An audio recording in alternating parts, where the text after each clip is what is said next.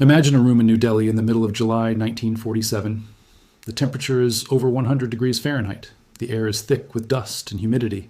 The fans on the ceiling are swirling, but they only seem to move the hot air around without cooling it.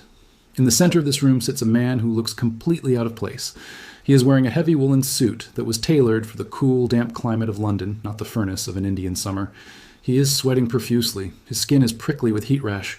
He is suffering from a terrible stomach infection that keeps him running to the bathroom every few hours. On the desk in front of him are piles of maps. They are old maps. Some of them are dusty and torn. Some haven't been updated in 20 or 30 years. Alongside the maps are stacks of census data and letters and petitions from people he has never met.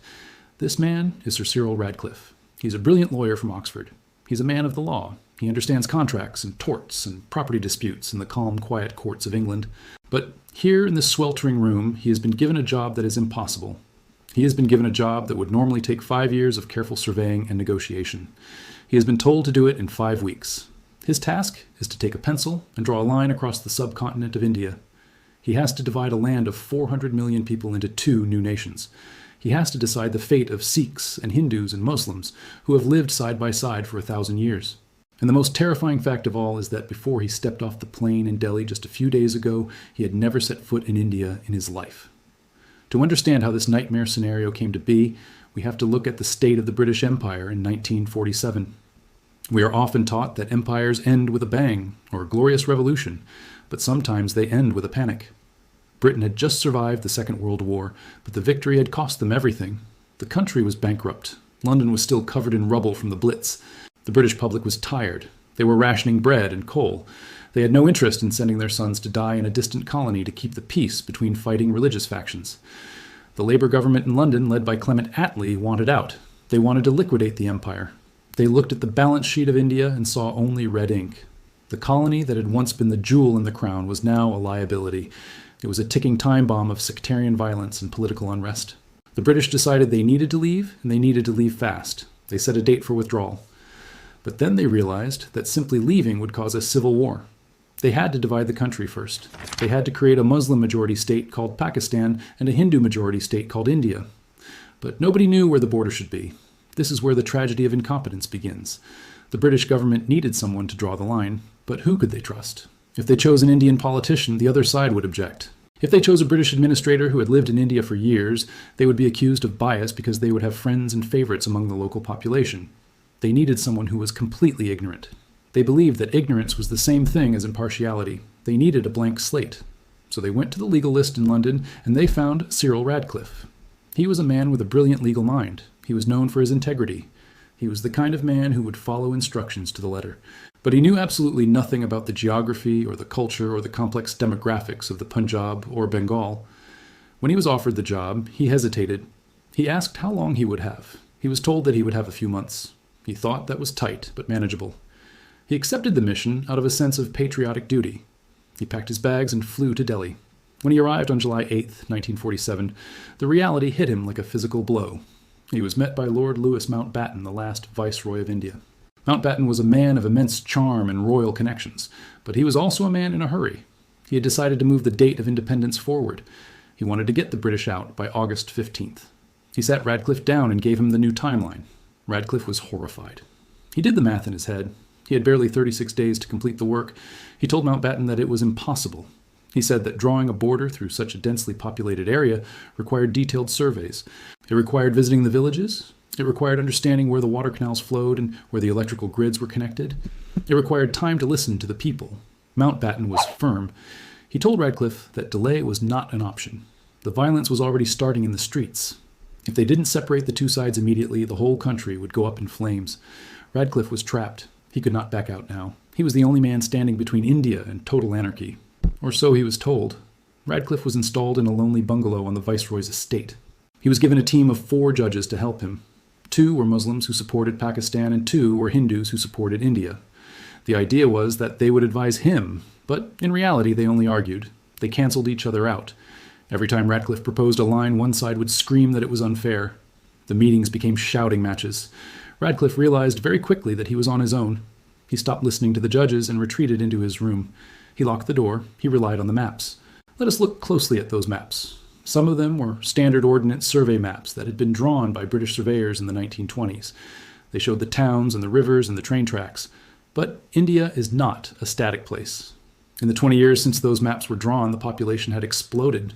New villages had sprung up that were not on the paper. New irrigation canals had been dug in the Punjab that turned deserts into farmland. The maps did not show who lived in those new villages. They did not show that a canal might be owned by a Hindu landlord, but the water was used by Muslim peasants. They did not show that a Sikh holy shrine was sitting right next to a Muslim graveyard. To the man in the room with the pencil, these complexities were invisible. He saw only topography. He saw a river and thought it would make a good natural border.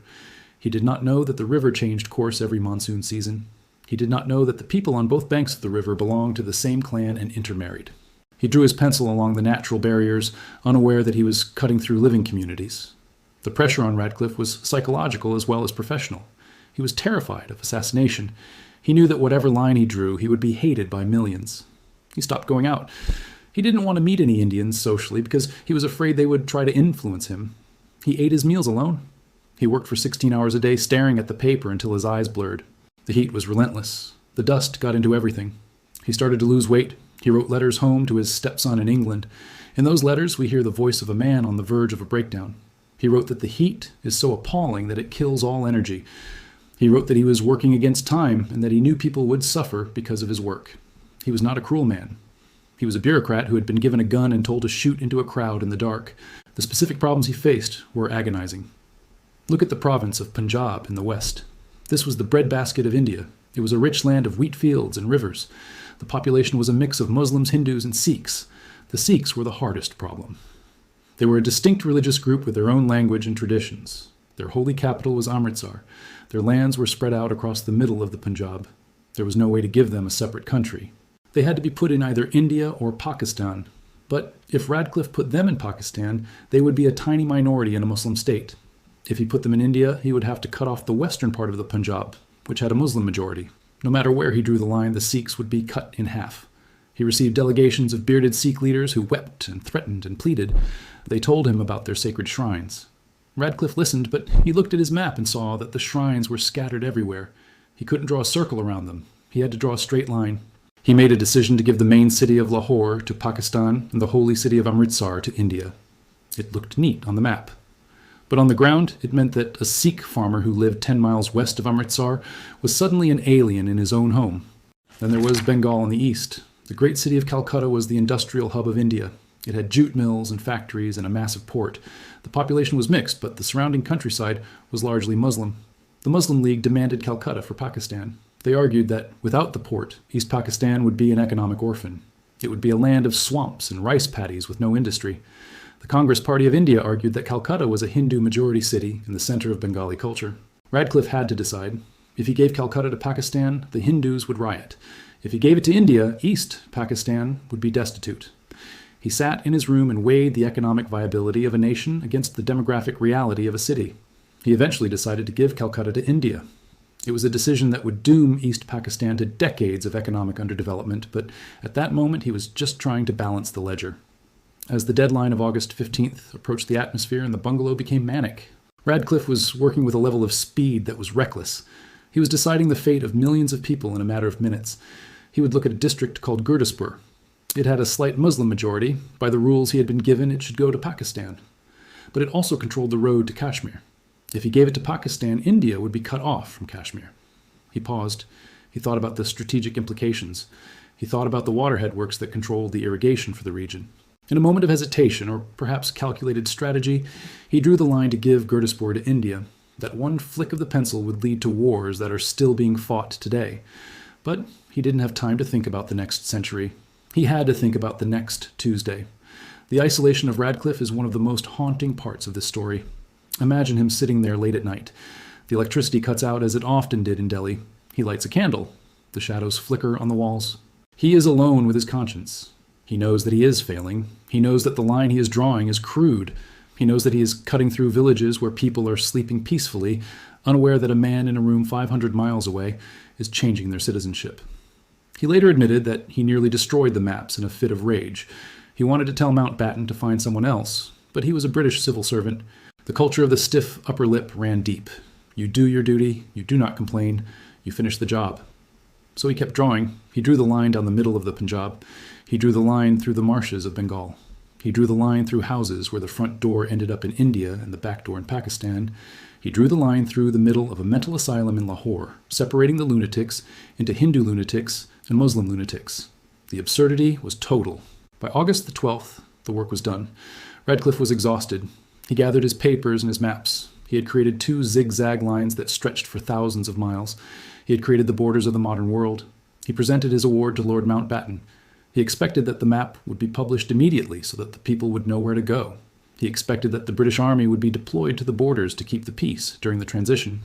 But here, the story takes a turn from incompetence to betrayal. Mountbatten took the maps and looked at them. He saw that the lines would cause outrage on both sides. He saw that the Sikhs would be furious. He saw that the Muslims would feel cheated out of Gurdaspur. And he looked at the calendar. Independence Day was August 15th. Mountbatten wanted the celebrations to be happy. He wanted the flags to wave and the bands to play. He did not want the day of glory to be marred by riots over the border. So he made a decision that is hard to forgive. He took the maps and he locked them in his safe.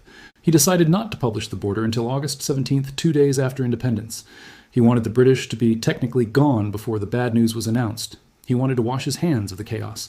So, as the sun rose on August 15th, 1947, millions of people woke up in a state of confusion. They were free. The British flag was lowered. The Indian tricolor and the Pakistani crescent were raised. There were speeches and fireworks. But in the borderlands, in the villages of the Punjab and Bengal, nobody knew which country they were in. The police did not know whose laws to enforce. The soldiers did not know which generals to obey. The people knew that a line had been drawn, but they didn't know where it was. Rumors began to fly. A rumor would sweep through a village that they had been given to Pakistan, and the Hindus would panic. Then a counter-rumor would say they were in India, and the Muslims would panic. The uncertainty created a vacuum of fear. And into that vacuum stepped the men of violence. The local militias, the gangs, the extremists on both sides had been preparing for this. They saw the confusion as an opportunity.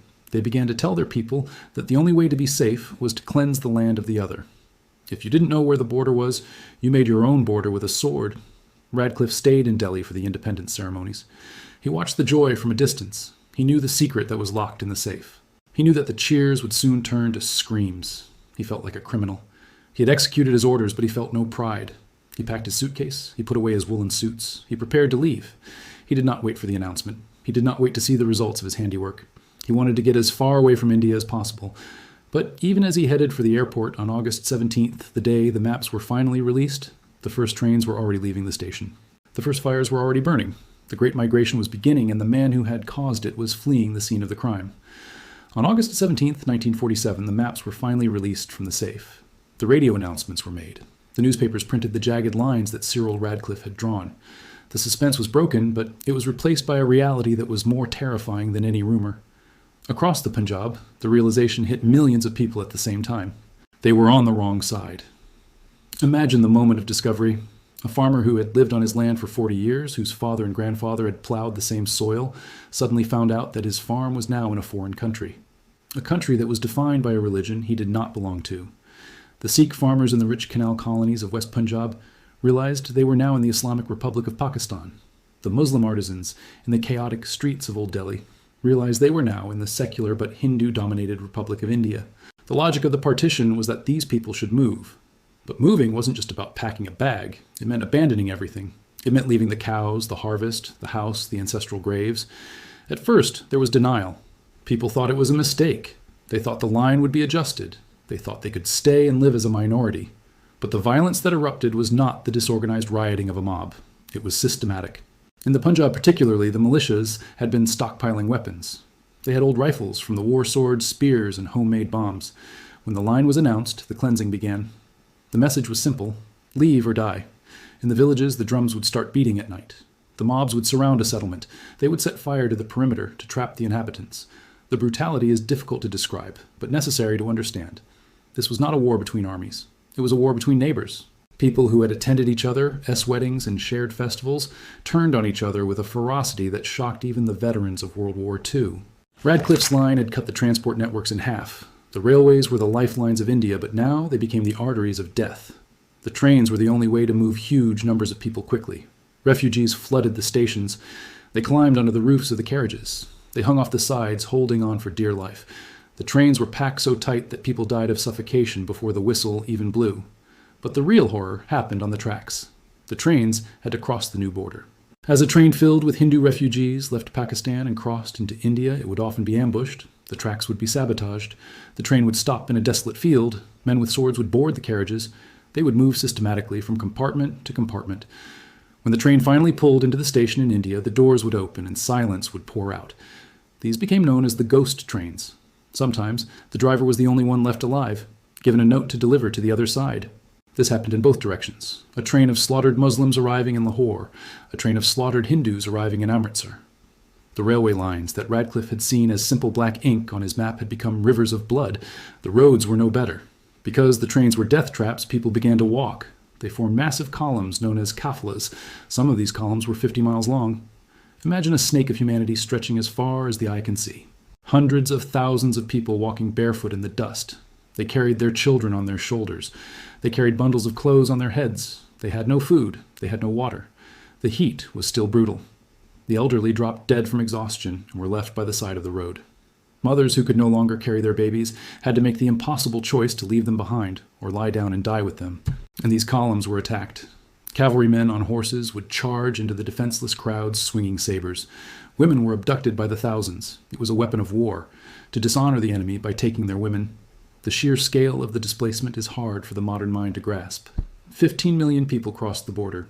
It is the largest migration in human history, and it happened in the span of a few months. While this apocalypse was unfolding, where was the British Empire? Where were the troops who were supposed to keep the peace? This is the second great betrayal. The British had 50,000 troops still in India. They had the legendary Punjab Boundary Force, which had been set up specifically to manage the transition. But the orders from London and from Mountbatten were clear: save the British. The commanders were told not to get involved in the fighting. They were told to protect the British civilians and ensure the safe withdrawal of British personnel. There are terrible stories of British regiments sitting in their barracks listening to the screams of a nearby village being massacred and doing nothing because they had orders not to intervene.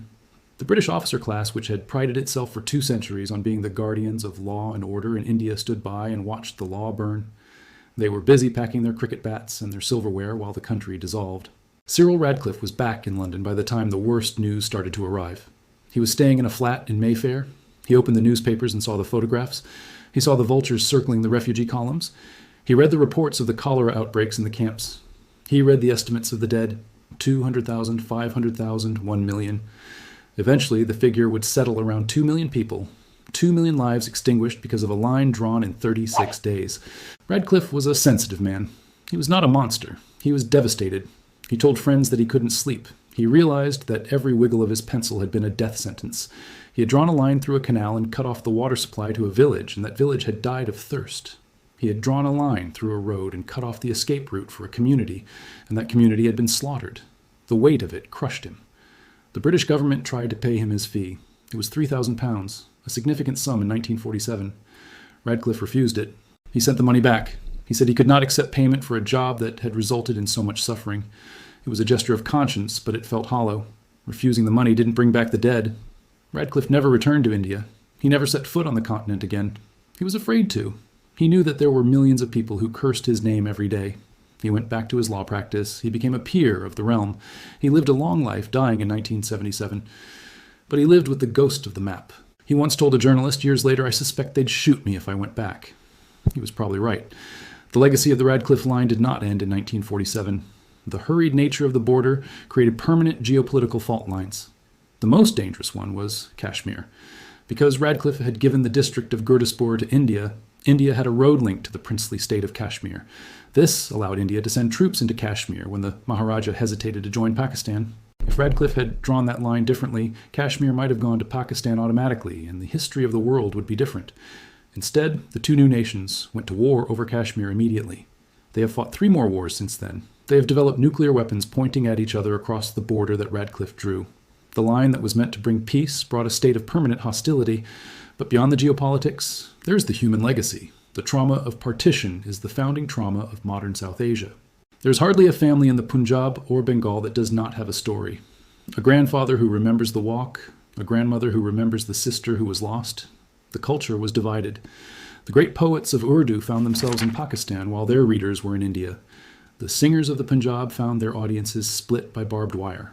The line was arbitrary, but it became absolute. Today, the border between India and Pakistan is one of the most heavily militarized zones on the planet. It is visible from space as a bright orange line of floodlights cutting through the darkness. That line of lights follows the exact path of Cyril Radcliffe's pencil. We have to ask ourselves, why did it happen this way? Was it just incompetence? Was it just the heat and the rush? Or was there something darker? Some historians argue that the British wanted to leave chaos behind. They argue that a weak and divided subcontinent would be easier to manage from afar. They argue that the British wanted to keep Pakistan as a client state to act as a buffer against the Soviet Union. These are cynical theories, but when you look at the carelessness of the process, it is hard to dismiss them entirely. How else do you explain the choice of a man who knew nothing? How else do you explain the 36-day deadline? How else do you explain the refusal to use the troops to stop the killing? At best, it was criminal negligence. At worst, it was calculated destruction. The story of the 36-day map is a warning. It is a warning about what happens when men in distant rooms make decisions for people they do not know.